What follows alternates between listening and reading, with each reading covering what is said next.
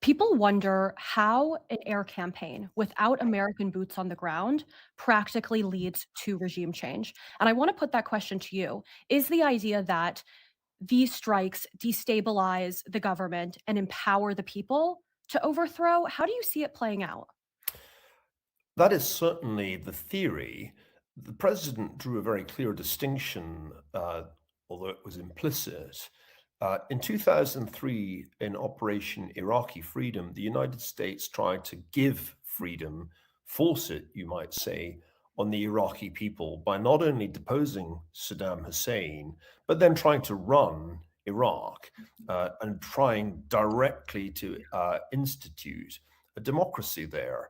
I think we would all agree that the outcome was not ideal. And although I think Iraq today is much less of a threat than the Iraq of Saddam Hussein, it still was a very expensive undertaking and it cost American lives and also left many American soldiers badly injured and incapacitated. So this is not what we're doing here. What we're doing here is using air power in particular to give the Iranian people a chance to take their own freedom, to seize their own freedom by overthrowing the theocratic regime that has ruled over them since 1979. Is it certain to work? No, nobody can say with certainty that a people who just saw tens of thousands of presumably their bravest young people mown down in the streets of Tehran and other cities are going to try it again. It's possible you could get civil war. It's possible you could get complete chaos. There is clearly that risk. But I will say something that I don't think is said often enough.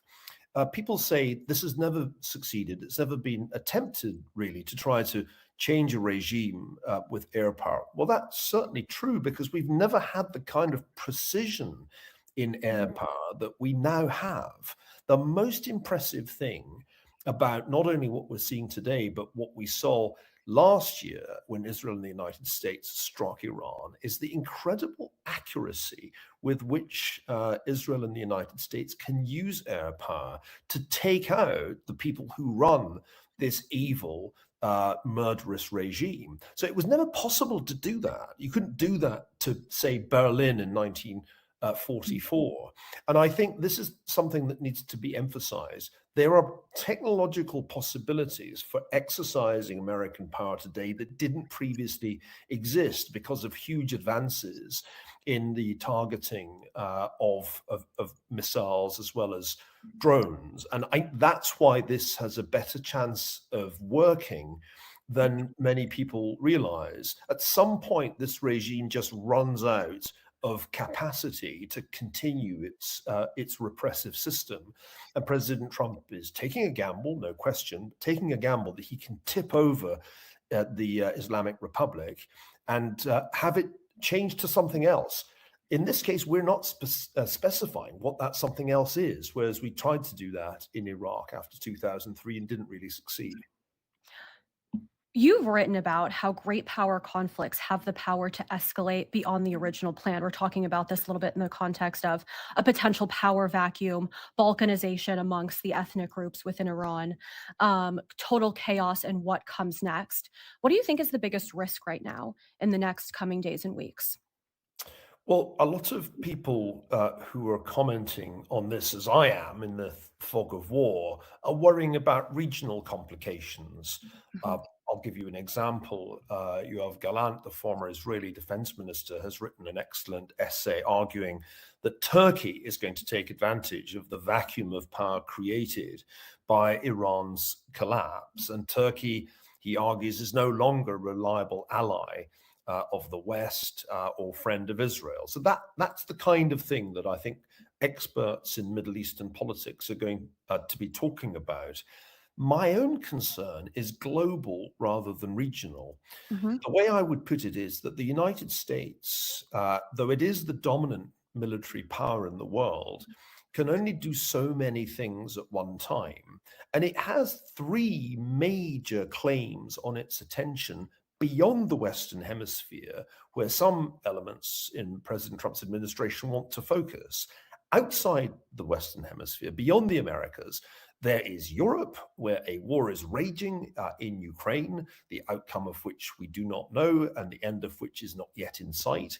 There's the Middle East itself, which is what we're here to talk about, but there's also the Far East.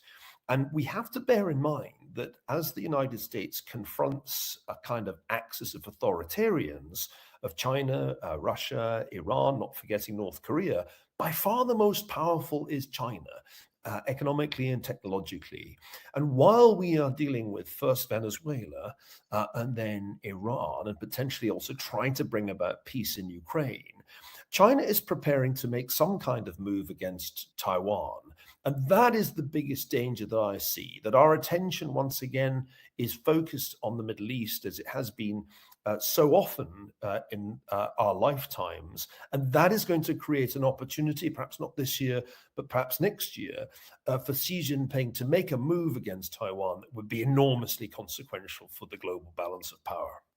Do you see us looped into a conflict that far into the distance that it would impact Xi's thinking in terms of invading Taiwan? I think there's no question that this is the risk that weighs on the mind of the chairman of the Joint Chiefs of Staff, Mhm. General Dan Kane. Indeed, we know that one of his complaints about the administration's recent strategic focus on the Western Hemisphere was that it was understating the threat posed by China. And he's right about that, because China is the one real rival that the United States needs to fear, because China now has built a navy that, at least in terms of number of vessels, is as big as the US Navy, arguably bigger. China has the capabilities in its vast array of missiles to sink our aircraft carriers, to take out satellite communications, to take out, say, bases in Guam, for example, with hypersonic missiles.